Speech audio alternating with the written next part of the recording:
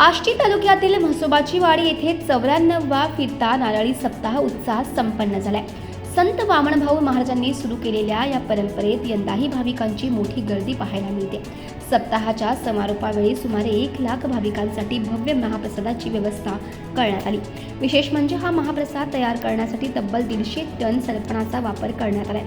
हे सरपण गावातील ग्रामस्थांनी श्रद्धेने स्वतः जमा केले आहे, ज्यामुळे या सोहळ्याला सामूहिकतेची अनोखी झलक मिळाली। संयोजन समितीचे विश्वनाथ शेकडे यांनी कार्यक्रमाच्या यशस्वीतेबद्दल सर्व ग्रामस्थ आणि भाविकांचे आभार मानले।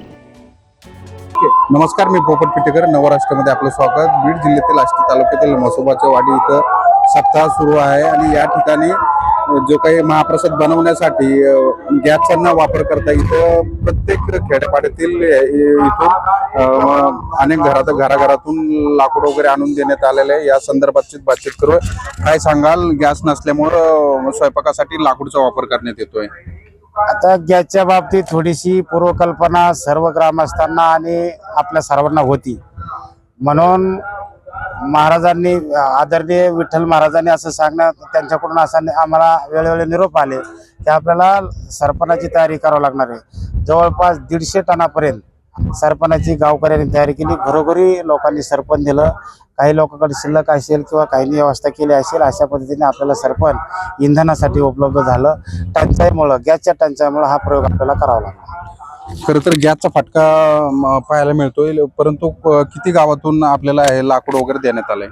हे टोटल म्हसोबावाडी जे घरं आहेत, साधारणतः 200च्या आसपास घरं असतील लहान मोठे, त्या सर्व घरातून हे सरपण नावाचं इंधन आपल्यापर्यंत उपलब्ध झालं आणि महाराजांनी सांगितलं तसं सगळं लोकांनी ते ऐकून ती प्रक्रिया पूर्ण केली। काय सांगाल तुम्ही?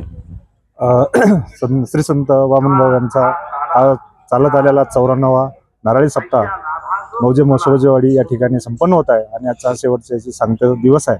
आणि तुम्ही जो आम्हाला प्रश्न केलेला आहे की हे सरपणाची गॅसची टंचाई असताना तुम्ही कशा पद्धतीने हँडल केलं, तर महाराजांच्या आज्ञेनुसार गावातील लहान असो मोठा असो, ज्याला ज्या पद्धतीने शक्य होईल, ज्यांच्याकडं सरपणाची व्यवस्था नसेल तर त्यांनी इतरांच्या इथून शक्य होईल त्या पद्धतीने आणून हे 150 टनेपर्यंत अंदाजे सरपण जमा करण्यात आलेलं आहे या ठिकाणी।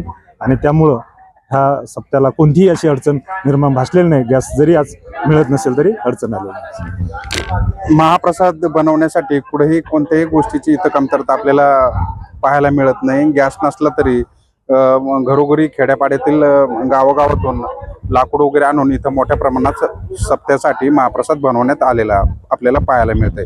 पोपट पिटेकर, आष्टी म्हसोबाची वाडी, बीड।